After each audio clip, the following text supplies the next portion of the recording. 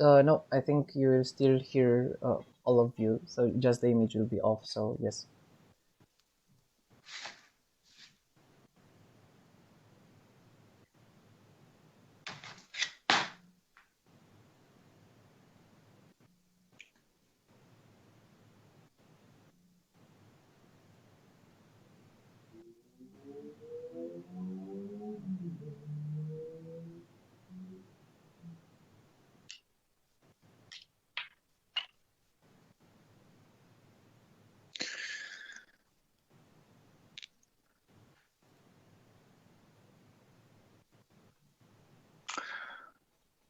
All right, I think we can start now.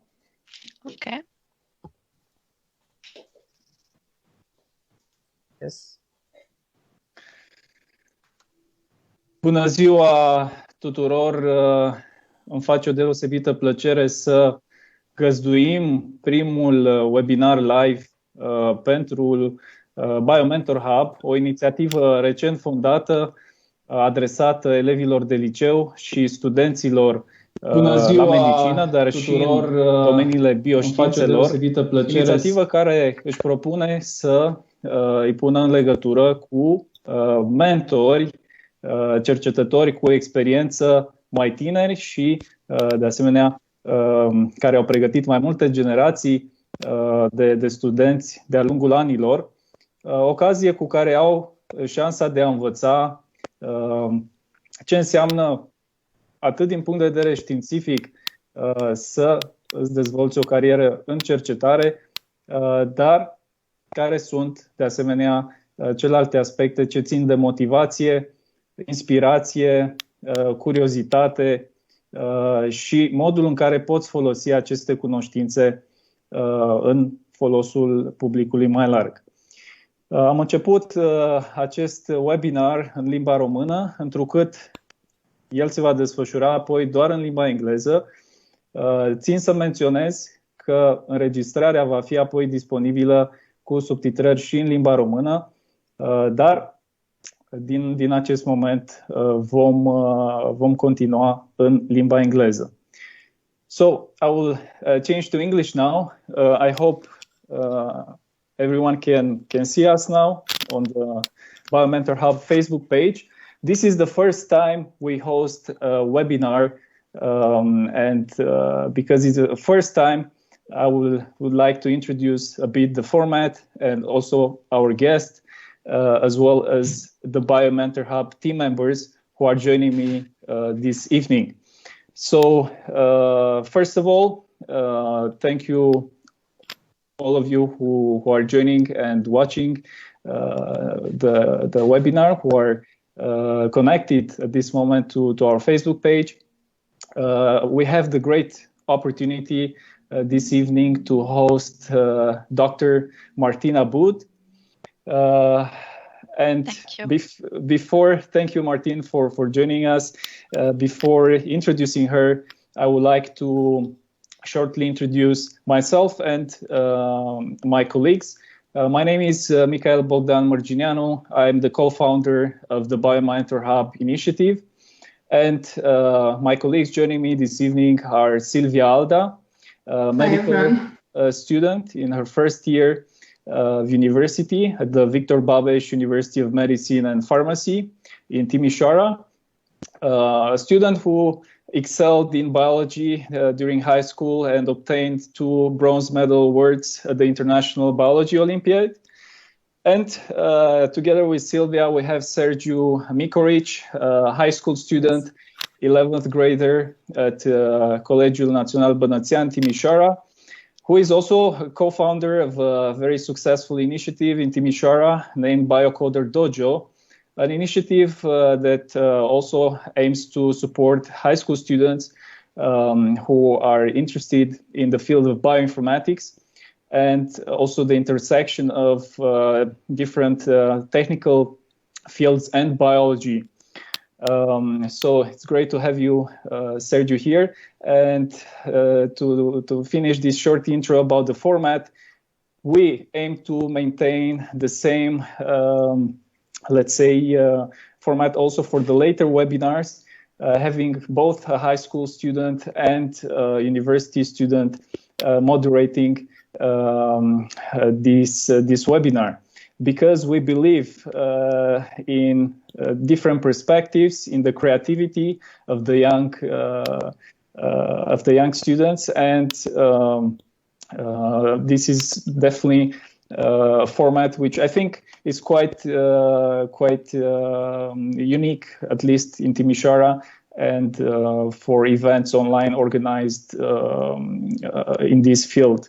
So that's enough of an intro for us, for Biomentorhub and the team. It's time now to introduce Martine.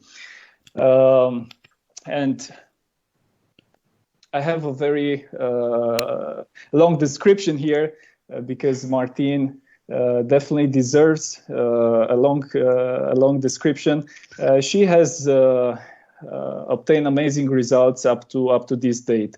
At the moment, Martine is a junior research fellow in chemical biology at the University of Oxford, and her work is very interdisciplinary, lying at the interface of biology, chemistry, and physics. And in particular, the research areas she has been involved in very actively are antibiotic resistance, oxygen sensing, and the studies on metabolic enzymes involved in cancer.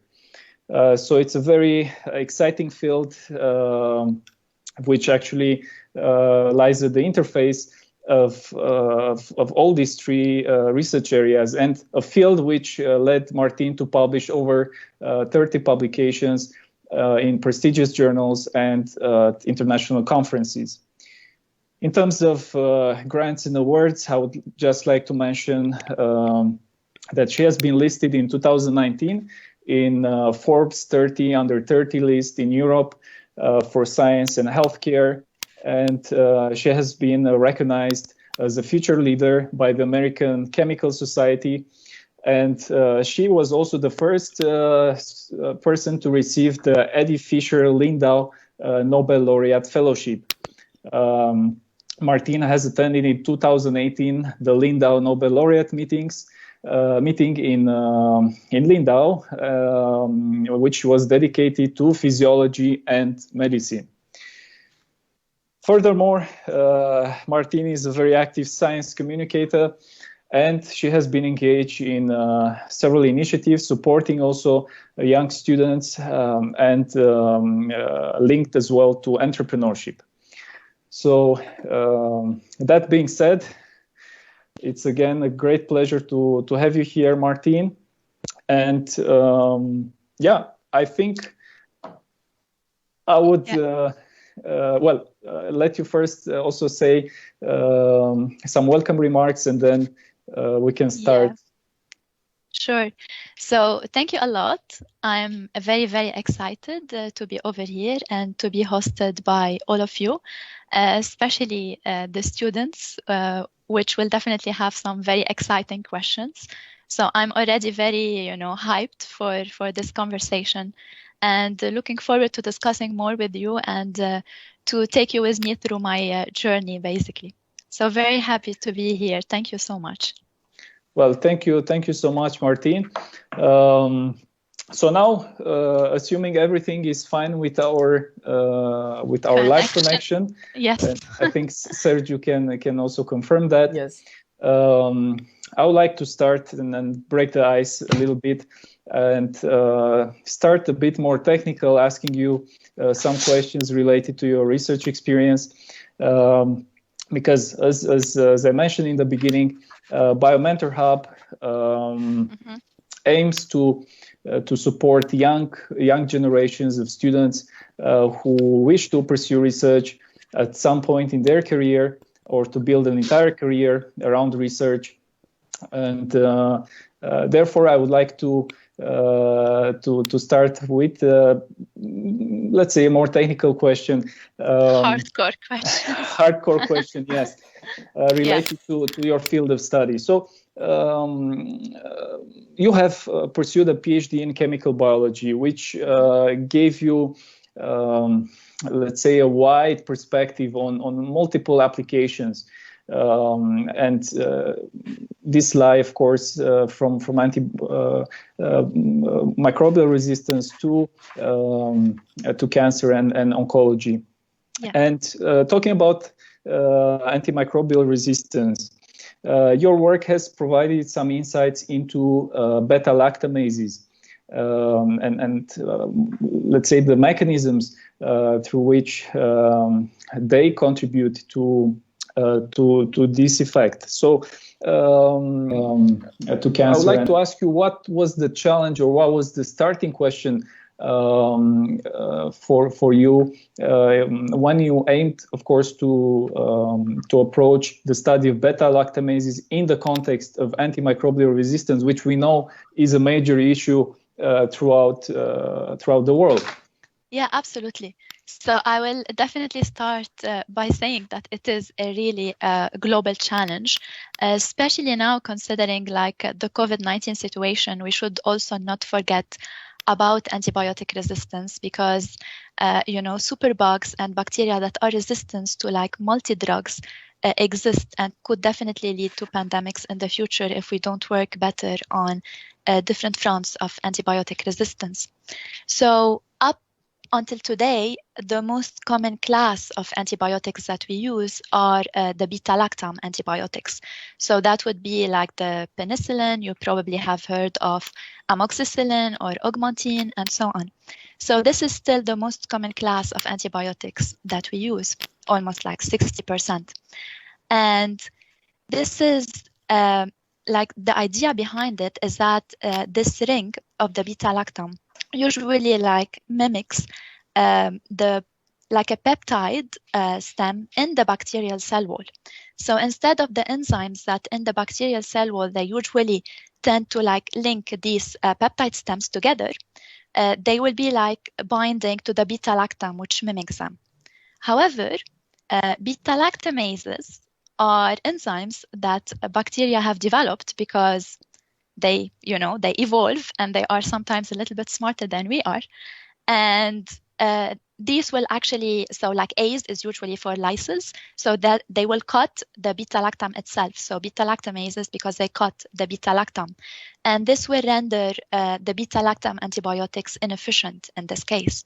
So my work has been focused in that particular period of time into understanding what is the mechanism of action of these beta-lactamases. How exactly do they interact with the beta-lactam antibiotics, and how can we develop better and more efficient antibiotics?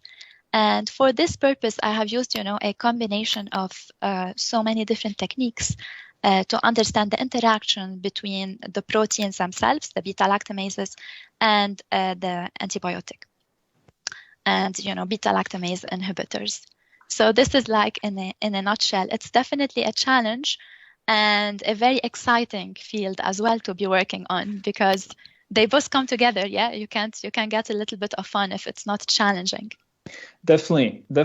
And furthermore, as we both mentioned, it's a global issue, and addressing Absolutely. it from a molecular perspective is definitely giving us the tools to tackle it.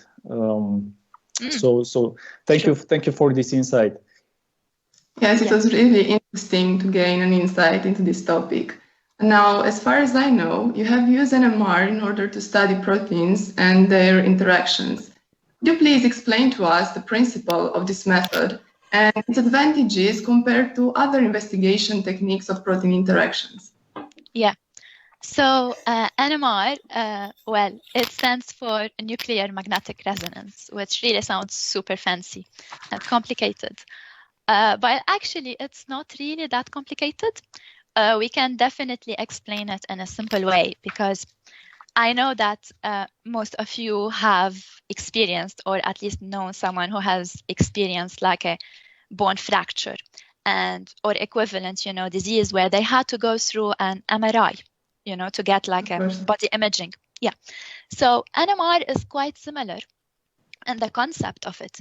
But instead of like a human being going horizontally in a machine, it's actually a tube which contains our protein or drug or whatever molecule that we want to look at that goes vertically in the machine. And the machine itself has like this massive magnet that will create an electromagnetic field. And this will allow us, through like deciphering the signals that the machine will be emitting, into reading and understanding what is the structure of proteins, for example. How do they interact with a particular small molecules like drugs? What are the binding interaction rates and constants, like measuring the dissociation constant, for example, looking at the conformational changes of the protein whenever it binds to a particular drug. So it's really a very robust technique, because we know that proteins are made from different elements like nitrogen, carbon, hydrogen, and so on. And NMR is really powerful because you can look at different nuclei as well. So it's like a radio, but you can tune it to a particular frequency, and then you can look at a particular nucleus from that perspective. So it's quite powerful. It can give you a lot of information. And I mean, of course, I'm biased, but I definitely like it more than other techniques because it does have some advantages. For example, in comparison to X-ray crystallography, NMR is the technique that allows you to look at proteins in solution.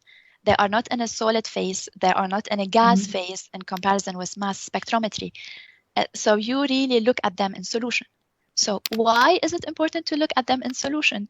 Because this will mimic what you would usually have under your normal physiological conditions, because most of our proteins are, in solutions either in the cytoplasm or in the blood and so on. It depends on what type of proteins we're interested in. So yeah, it's a really good one. We like it. We need more people to be doing NMR spectroscopy. Yeah. Oh. Okay, you have convinced us to... Excellent. To look into it, definitely. Yeah. Now, it is a well-known fact that a lot of biomedical scientists' attention is focused on understanding the underlying mechanisms of cancer and obviously finding efficient treatments. We have seen that your work contributed to a better understanding of potential manipulation of oxygen delivery in cancer. How did you develop an interest in this area, and could you give us more details regarding this topic? All right. Also, very interesting question, and it's a topic that is very dear to my heart. Cancer is a very complicated disease. It's like multifactorial and has different causes, and it could be, different in different tissues. It's like an umbrella of different diseases within one disease. So our work was from a particular point of view, which is understanding, first of all, how do we sense oxygen so that we can extrapolate it later on and study it better under tumor environments.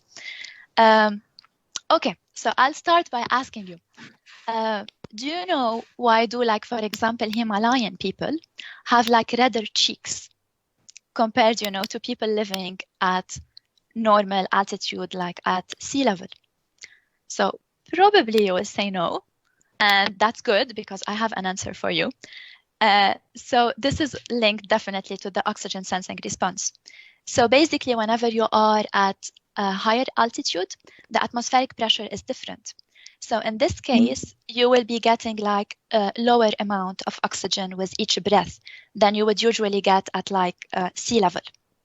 However, we don't suffer, we don't die when we're living out there, because our bodies have mechanisms to compensate, to make up for the lower oxygen levels. And these mechanisms are mediated by what is known as the hypoxia-inducible factor. And that thing, the oxygen sensing response, has been the subject of the recent Nobel Prize in Physiology and Medicine in 2019, just in February, I think. Yeah, and it was given to one of our very close collaborator, which is Professor Peter Ratcliffe.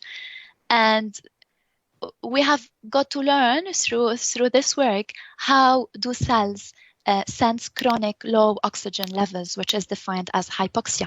So whenever the oxygen levels are low, we have a certain protein which is called PhD, ironically, like doing a PhD, and it's activated. So it will whenever the conditions are normal, it is activated and it will degrade. It will hydroxylate the HIF, and this will lead to its degradation. However, whenever the oxygen conditions are low under hypoxia, it's not as active. So the HIF will go to the nucleus, it will dimerize, bind to the DNA and to a specific region in the DNA known as the hypoxia response elements. And this will lead to the upregulation of certain genes like erythropoietin, and so on. And this will lead to like more red blood cells. They will lead to angiogenesis, which is the creation of like novel blood vessels. And this is why, people who are living at high altitude all the time have more red blood cells, more blood vessels. And this is why, we go back to the original question, they have like redder cheeks. So this is really cool because this response is important under normal conditions, but also if it goes wrong. Because if it goes wrong, if it is like never activated, or whether if it is, not never, like not properly activated, or whether it is like over-activated, this will lead to different diseases. If you don't have enough red blood cells, you might get anemia, you might get like a stroke and ischemia and, and so on, cardiovascular diseases. And on the other hand, if it is, activated all the time in a tumor, you will be always like bringing more blood supply for the tumor and allowing it to grow further. So this is why it is a very important phenomenon. And we were super interested in understanding how we can manipulate it by creating small inhibitors, like small molecule inhibitors / drugs that can manipulate this response under different conditions. So yeah, this is why I'm interested in this particular area as well. So it's an exciting work, and it's a fundamental research question in the end. But that can also, help medical students understand what they learn in physiology in the first years. How this response is actually mediated on a molecular and cellular level, and furthermore addressing it in oncology, in cancer. I think it's very exciting because again it helps develop tools, hopefully, which can tackle the aggressiveness of tumors and basically trying to hijack the mechanism that makes them more resilient and helps them grow. So exactly. So commenting on your points, Michael, that's why I really believe, in the power of interdisciplinary research, that if you just tackle a question from one particular angle, then it's not enough. We always need to be working together, whether we're scientists or medics, or even scientists in different fields and medics in different fields, to really guide the drug process and discovery. Absolutely. Definitely. Yeah. And to quickly ask you also, you mentioned Peter Ratcliffe, the Nobel laureate. You got the chance to collaborate with his research group or with him directly? Both of them. Yeah, okay, I have met him a couple of times. Yeah, we have co-authored like 5 or 6 publications together, which was really cool as well. Yeah. Very nice. Yeah. He's a very nice person. Thank you. Yeah. Everything you said was really, really impressive. And now, as everyone knows, in science research, the initial predictions don't always come out as expected. And I would like to ask you, what was the most challenging and unexpected situation you have encountered during your research career? And how did you manage it? Very good question again. So, I don't think I can think of like one particular challenging situation, but what I can tell you for sure is that what you said is perfectly correct. It doesn't always work out the way you would expect it to work out. And that's totally fine, because if we knew everything about science, we would have probably cured all of the diseases like 50 years ago. But that's not the case, because we need to explore, we need to understand, and we use the scientific method to go through this entire process. So I would say the most challenging bit is actually dealing with failures, basically, because you're not successful all the time. You can try a hypothesis and it doesn't work. You can go spend your entire day in the lab working in like a 4-degree room, basically like producing a protein or something for an entire day. And then at the end of the day, you find that your protein, might not be active, or that the experiment didn't work for either the right or the wrong reasons. So that is the most challenging, because sometimes we go through school, university, and so on, and we are always used to, going through a very like linear path. You do this, you study for your exam, you pass. But in research, it doesn't always go through a linear path. It's like more like poof, all over the place. I see. Yeah. So you need to try. You need to enjoy the failure, and also enjoy the small successes throughout the day, so that you can keep going. Because it's never straightforward, but hey, that's a part of life anyway. So I think this was the most challenging part for me. And I remember something, Martine, from the Lindau Nobel Laureate Meeting in 2018. One of the laureates, I think, said that in science, in top-level science, maybe 80% of the time or 90% of the time, things don't work the way you would like them to work, or you think they would end up working. So it's about being patient and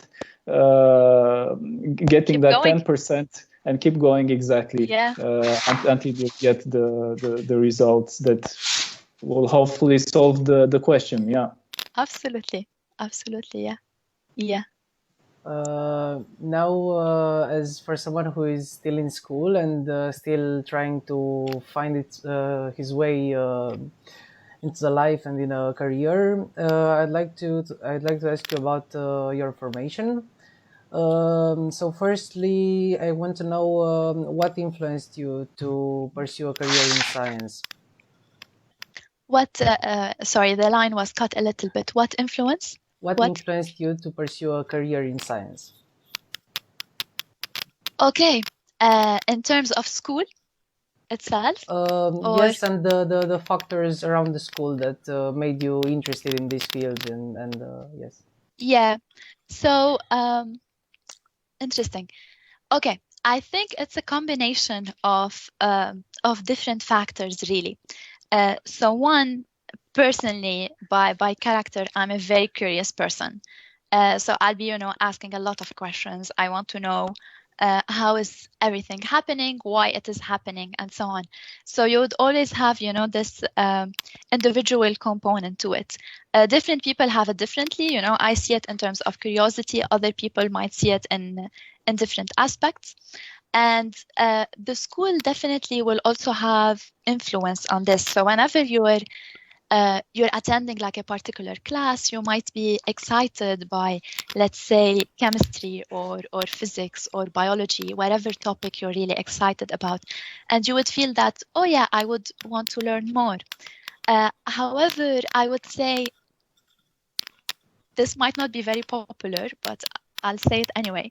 I think life really starts after school. Not, when you are at school. It can only get better from that point onwards, because sometimes at school we learn a lot of information about so many different topics that we might not necessarily be super interested about. But then we get at university level and in graduate school later on to learn about very specific topics that we are very excited about. So sometimes I also have to say that with many people I've encountered, how good you do in research is not necessarily related to how good you were doing at school, because these are completely like different aspects, different subjects, and different set of skills that you will be using. So the school has a very important influence, absolutely. You would also acquire a lot of skills and so on from over there, but it should never be limited to that stage, because it can only get better and better from that point onwards.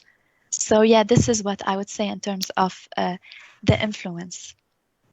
I see. Yeah. As you said that you are a very curious person, I'd like to know what part of your work do you enjoy the most? Do you think it's the most satisfying for you? Oh wow. Okay. I think it's the people, really. The people I'm working with can make something super exciting, and of course sometimes not that exciting. It's really like collaborating and working together with people from very different backgrounds and so on is a very exciting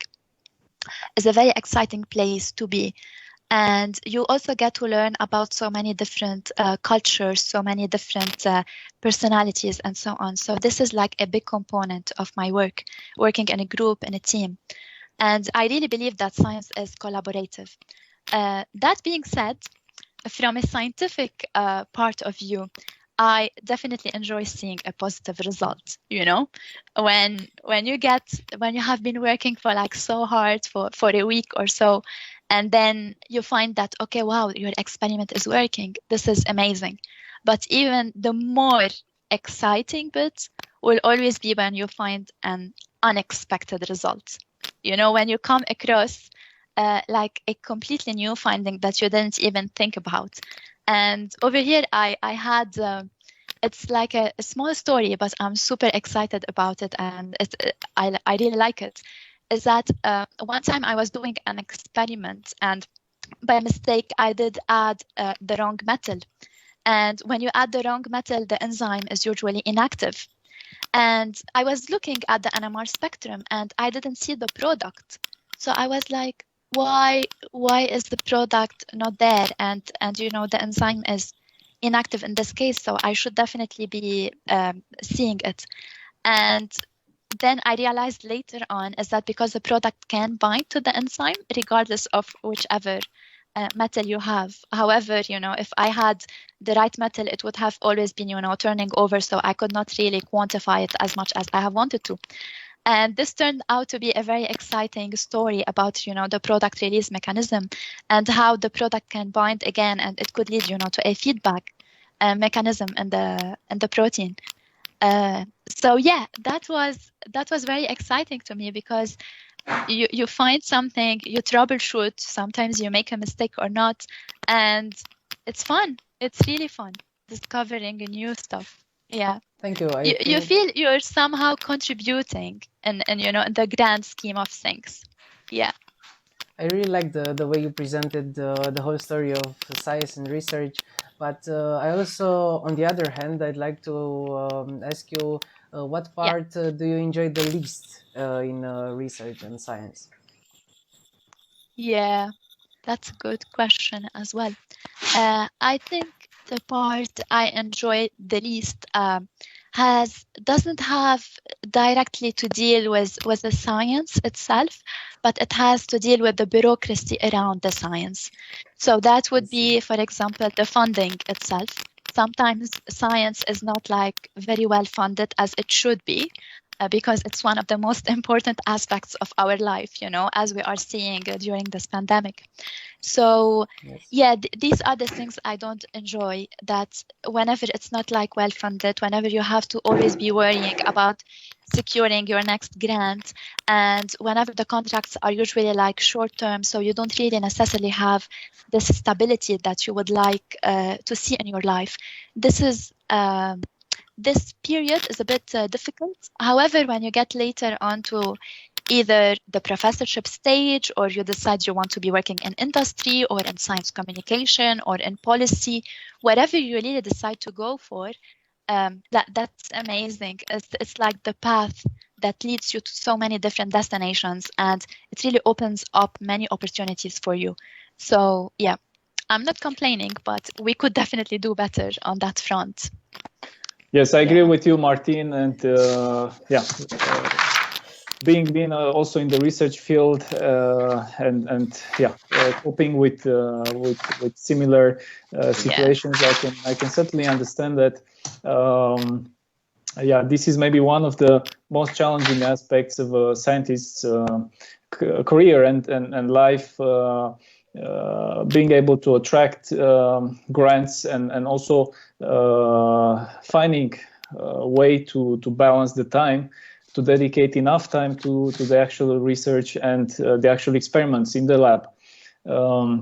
But that's also maybe something that helps you become and you can work on, and helps you become a good entrepreneur and a science communicator. And I come to this point because the Biomentorhub initiative also aims to improve science communication here in Romania by providing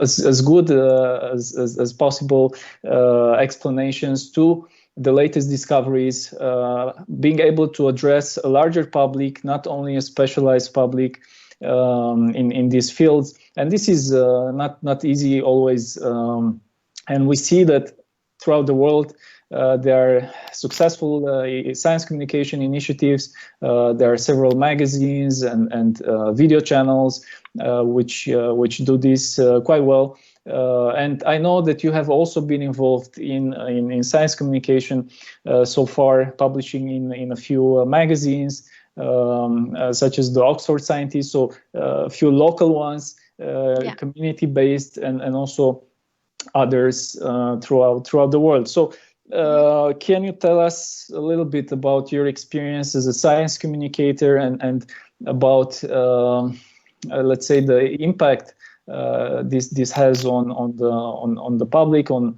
the society in the end? Yeah. So first of all, Michael, I'm really impressed with what you guys are trying to achieve with the Biomentorhub, bringing different people together and really, taking the science in Romania to a new level and communicating with the public. This is really nice, and we need more and more of these initiatives, throughout the world, because science does not belong to one particular group or one particular nation. Science can go across the borders, and we should all be able to get this feeling and connect with science. And this is really what I believe in, and this is why I'm also very active on the science communication front. And when you are a science communicator, you're actually playing three roles at the same time. So you are the scientist who is very careful about communicating the science in the most accurate way. You're also the science communicator who's the person who's trying to simplify it as much as possible. And you are also the public, and you want to make sure that you can stand in their shoes and they would understand exactly what you are saying and how good they will be interacting with the piece of information that you are giving them. It is a very rewarding experience and a very nice one, because if you have the best science in the world and you cannot communicate it and people cannot understand it and relate with you, so you would ask what's the point really?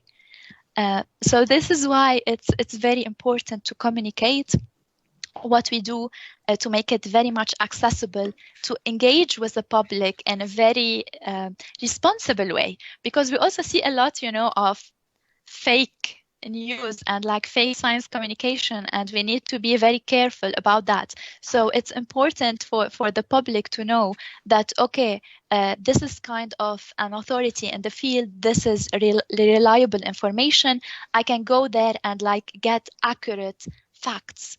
And this is really what we need all the more, especially in our world today.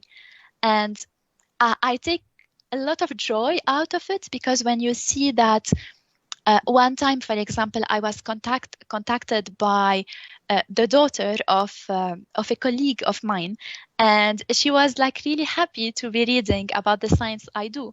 And she is like 9 years old or so, and she wrote me saying that she wants to pursue a career in science.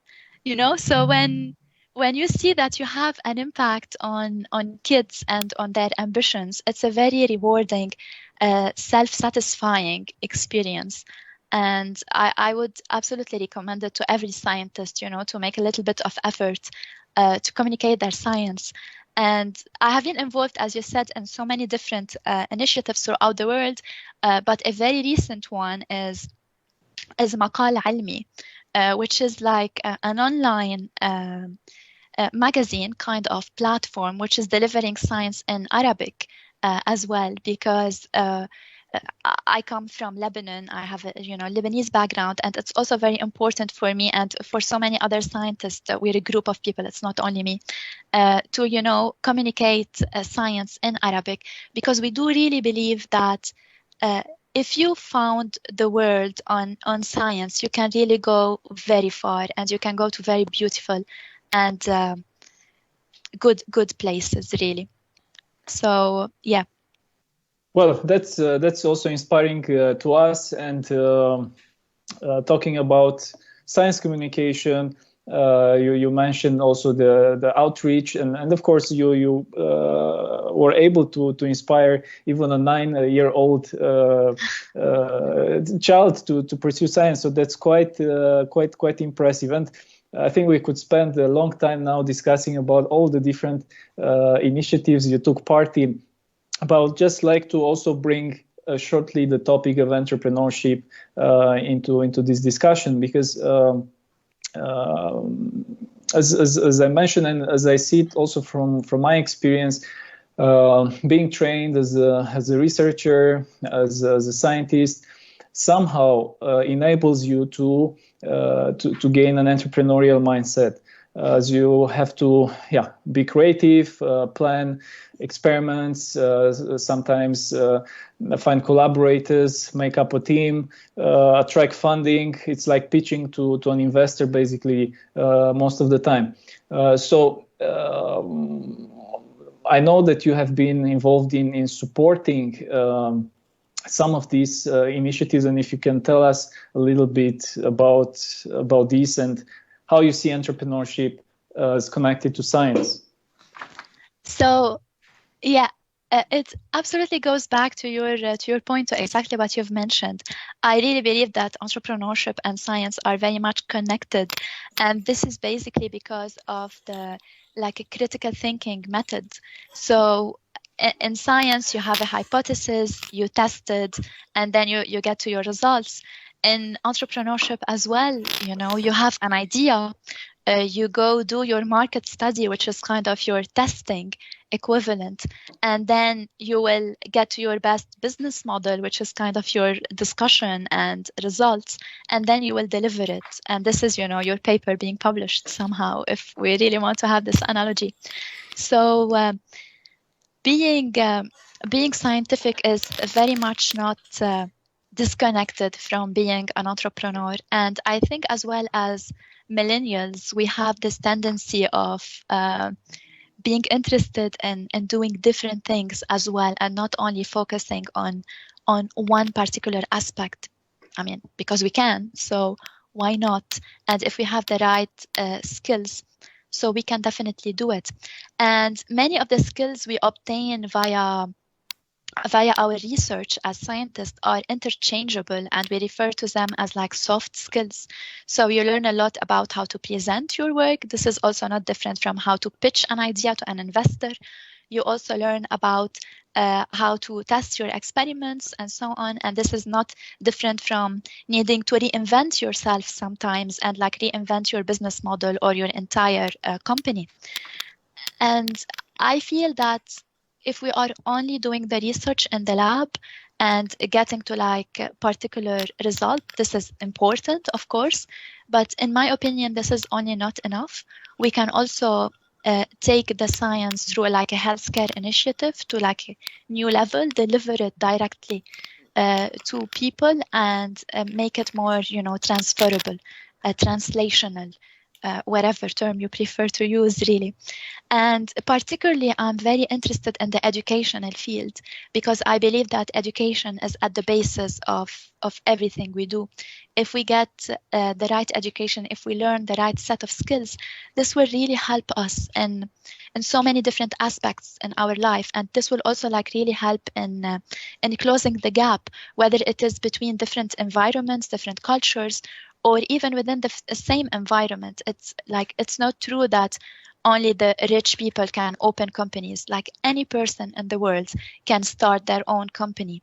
And this is like a mentality that we need to start having, and we can only get it through education, through learning and being very proactive and doing stuff. So personally, I have been involved in so many different entrepreneurial initiatives, either as someone who is organizing them or someone who is attending them.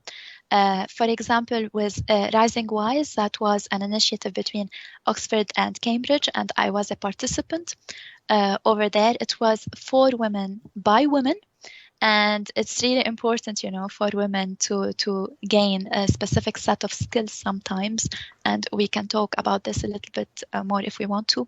And also involved with a side business school in like an MBA Ideas to Impact program, and I have helped in organizing the Oxford Hackathon, which was like one of the biggest in Europe at that time in 2017.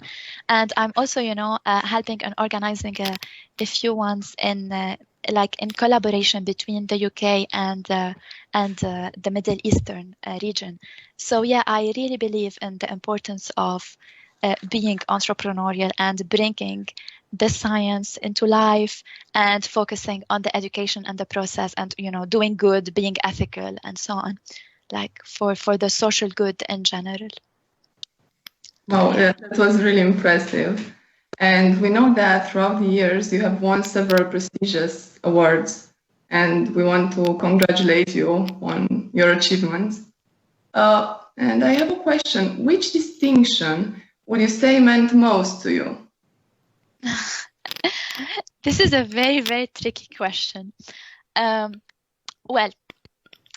Honestly, I think the most important award or recognition to me is really comes from my parents. When I look in their eyes and I see that they are proud of me, and I look in the mirror and I feel that I'm proud of myself. This is the most important recognition for myself, and through them as well. So this is, my top spot. Now, if we want to go to the second best spot, I would say that the award itself is important, but what I really like more than the award itself is the experience it comes with. So this is why I would tend to start with the Lindau meeting, getting the Eddie Fisher Nobel Lindau Award was, very important to me because I made so many good connections. I met great people, and, Michael is one of them. And it was a really nice experience to get to know these people, to communicate with very talented and ambitious scientists from all over the world that are extremely self-driven, to get to know the Nobel laureates themselves as well. And I got a special gift from, so Eddie Fisher is Edmund Fisher. He got the Nobel laureate, the Nobel Prize in 1992 for discovering protein phosphorylation and how it affects pathways, how it turns them on or off. And he sent me a book with a very special note written on it, and we communicated a lot by emails and different means. And that was a really, really precious experience, to see someone his age now. He's the oldest Nobel laureate. We just celebrated his 100 years old birthday a few weeks ago. And to see that he believes in, in the youth and the young generation to be driving science forward. And I don't want to only stop at Lindau, because this is not fair. I also made super great connections with like the Future Leaders program in Boston, with the American Chemical Society CAS program.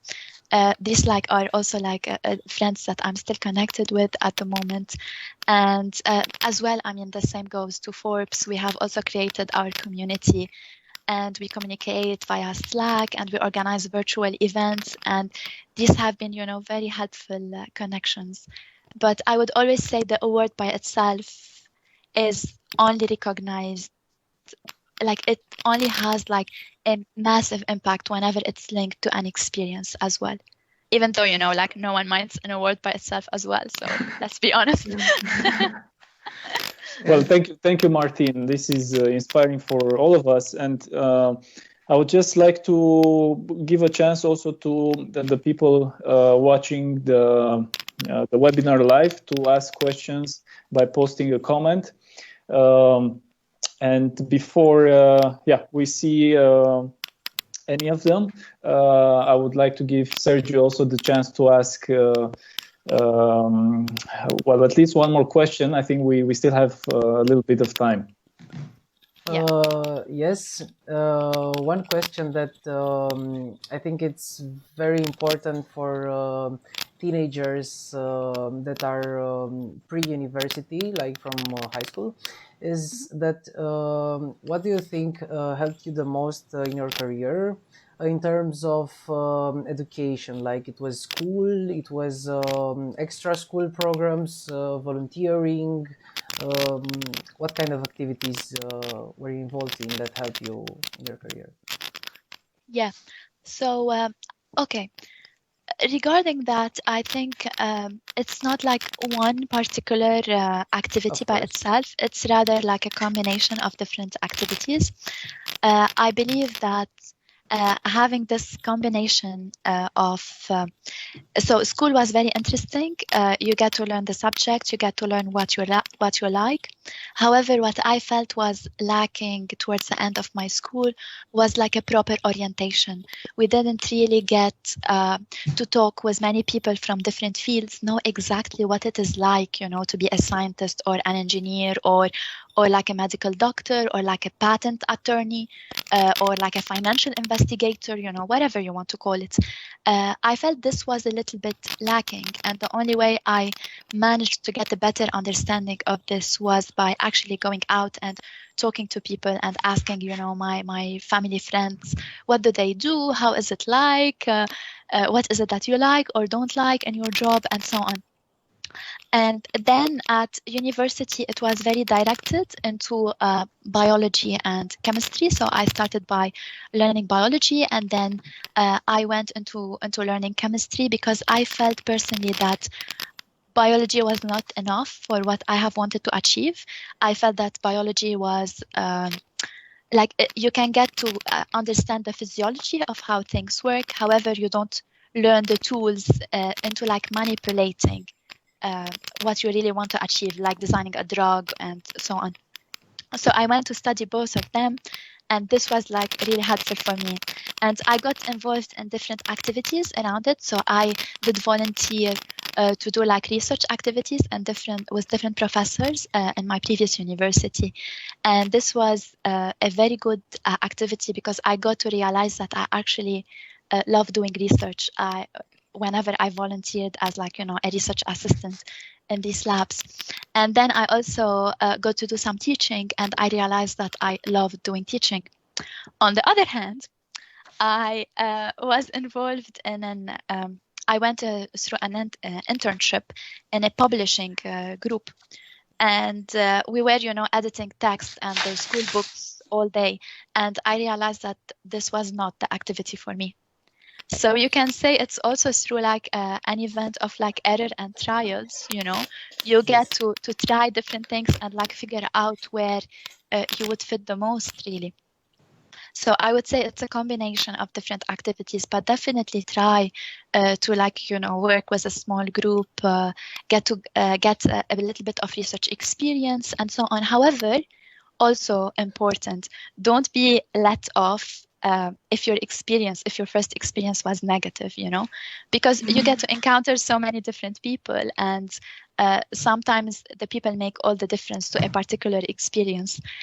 So yeah, if you like don't feel like I have to quit if you have been working with someone who's not like that great. Like not every experience is exactly the same. Yeah, this is great. what I have to say on here. Sylvia or Sergio, do we have any question posted at this moment? I think so. I'll have to check.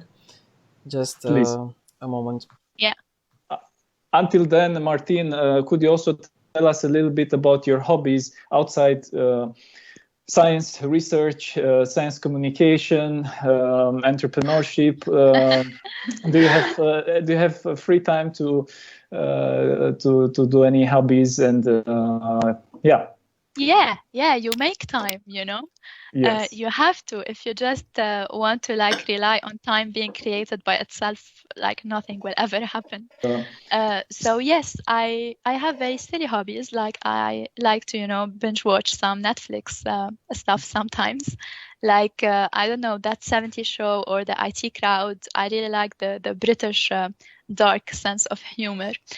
And I like painting as well. I feel like we have a very artistic side sometimes as scientists. Whenever we make figures and all of these things, we get to explore it even more. And this is I like traveling as well. I really enjoy going to new places, new countries, exploring novel cultures as well. So it's a combination of these different things. They happen at different rates, but they definitely happen. And yeah, documentaries are also a good thing. I used to like hate them when I was like 12 years old or so, but for some reason I have been, really into documentaries recently. So there is a really good one called Explained on Netflix. There is also like Dirty Money on Netflix, and Explained is like only like a 20-minute episode. And you can, learn about so many different topics that sometimes might not come across you if you're not in that particular field, like cryptocurrency or like the water issues in the world, or like so many coding, etc. So many different topics that are super interesting. Well, that's good to hear, and I will definitely check out the Netflix titles very soon. I just noticed that someone posted a question on our live feed, and somehow it brings us to the current situation, which, of course, as much as we would like to ignore it or diminish it, is a real situation which affected us to some extent in the last weeks. The COVID-19 pandemic. Most of the universities are closed. Physically, people cannot go to courses, and most of the activities are conducted online now. So the question touches also a topic that we discussed previously: science communication and miscommunication of scientific facts, and the importance of getting information from the best sources, from the experts and best specialists. And the question is actually mentioning the following: do you think any conspiracy theories surrounding this pandemic could affect the development of science and the relationship between scientists and the public? So how the public perceives science and how the public perceives research, because we can see definitely both sides of the coin, at least in the mass media. Yeah, that's a very important question, actually, especially nowadays, right? So of course, like fake news, which we have somehow touched on very briefly, are like a big issue basically with whatever we're dealing with at the moment. So you will hear a lot about different conspiracy theories. This was made or fabricated and so on. And it's very difficult sometimes for a non-scientist, or even sometimes even for scientists, you know, to go across all of these different sources of information, especially now, like with social media, everybody like just share a post. And because our lifestyle is very hectic, sometimes, you know, we don't have all the time to like go and like double check each source of information. So if you see a screenshot, you don't always like go on Google and like, you know, Google it and see if there is like a legitimate website who's like publishing correct information about this. So yeah, it is difficult to go through the fake news. However, there are many tools being developed to help in this, whether it's via Facebook itself or some other entities that are like, you know, working into trying to post something that will tell you that this is fake news. Well, conspiracy theories, on the other hand, are like a completely different issue. You hear all of these conspiracy theories about, you know, how vaccines are really bad and, you know, all of these things. And I think it doesn't affect us directly as scientists because we believe in science and in seeing the data rather than just like reading about it. So you will always go to PubMed, you will go, you know, to particular search engines that are certified, and you will look into the result and the paper itself. And even when you do that, you don't absorb the results passively. You will always do it actively through critical thinking. You will be thinking like, okay, did their sample have enough, did their population or sample have enough, you know, people in it or not? If, you know, you get a result from 10 people, is this really reliable if you're not doing it on like a bigger sample size and so on? So you will critique the paper. So I don't think it will necessarily affect us directly as scientists. However, it might affect the perception of people to scientists, because sometimes they will start to lack confidence in scientists, and this is a really like a big issue that we need as a scientific community to have a global effort, and for all of us to come together and be, you know, publishing, and again going back to the science communicating our science in a very reliable way, so that whenever someone looks up like a particular piece of information, it's actually the accurate science that will come up first and not all of the conspiracy theories. And I believe that we need to be like loud, really. We need to like go and speak out loud about the accurate information. And we can start by doing this within our small circles, like talking to our families in our village and so on, and for it, you know, to grow bigger and bigger and bigger. So thank you, Martine. Really, yeah. Thank you. We will take one last question from the participants. It comes All from right. Magdi Magdad, and what he's saying is that it's really impressive that your areas of interest seem to be quite different from one another. Mm-hmm. And I feel that is unusual for scientists to not narrow down onto a single topic. So how do you manage to keep up to date with the latest discoveries and research on all of them? And I think this is somehow applicable to all of us, including students, researchers, because we have a large volume of information that we constantly have to deal with. So yeah. How do you manage this and staying up to date at the same time? That's an excellent question, really. So first of all, I have to clarify that I'm not, you know, doing all of them at the same time. I have been working on this at like different parts in my career. So for example, I started with antibiotic resistance during my PhD, but in my postdoc, I was focused on oxygen sensing, and more recently, I have been involved in, you know, the enzymes involved in metabolic enzymes involved in cancer and so on. So I agree, it's not really, you know, you cannot be working in like so many different fields at the same time, because after all, we are looking at like the detailed and particular knowledge of a particular niche area. However, because I'm driven by curiosity, you know, I didn't want to be limited to be working in one particular area and take that particular one thing with me for my entire life, because I believe it's like a really like kind of an exponential growth. You start somewhere, you get a massive set of skills, whether it is with the different techniques that I have been using, like NMR and so on.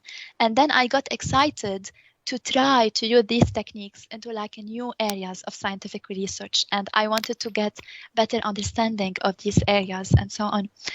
So the secret to this is really to be, you know, driven by knowledge. And also sometimes, of course, you cannot do it at the same time. So like take it forward, take your skills with you forward to apply them. So you're never, you know, doing everything from scratch. You're going with your backpack, you're quite well equipped, and you would take it to the next level. You would apply it in a new area. And this is how really I do it. Of course, you need to be on the top of things, to be, you know, keeping up with literature. You cannot read everything that comes up every day. That's almost impossible. But I always try to read at least 3 papers per week in my particular field. I have like PubMed notifications activated. So whenever a new paper is published in my field, I'll get an email notification. And whenever I see an abstract that I'm interested in, so I'll go and read about it. And I feel this is, you know, the way to always be evolving and staying on top of things. But different people have different ways, and they are all correct. There is never like one way of doing things. There is always multiple ways of doing things. As long as you're focusing on the big picture and not being too lost in the details of things, you will always get there. Yeah. Well, thank you very much. With this, I would like to end the let's say question and answer session and the discussion. It was wonderful to discuss about so many different topics and perspectives on the different topics as well. And before ending our webinar, I would like to kindly ask you to give one piece of advice to the, let's say, 2 major audiences for Biomentorhub. On one side, high school students, and on the other side, university students, which also includes medical students. Okay, so for high school students, I would say keep going, and life will get better and better on a daily basis. Explore your different opportunities and try to find out what is really there for you as a person, as an individual, what you want your contribution to be in, and ask as many questions as possible to different people in your circles. And to medical students and like university students, I would say, you know, communicate with each other, collaborate together, and explore your different areas, and also like go and do scientific research, because, you know, I'm biased, but you will all do great. You know, if you're dedicated and you work hard, you will really achieve your goals. Well, thank you very much once again, Martine, for having us host you to this webinar this evening. Is the first webinar in the series, the first I'm webinar really honored.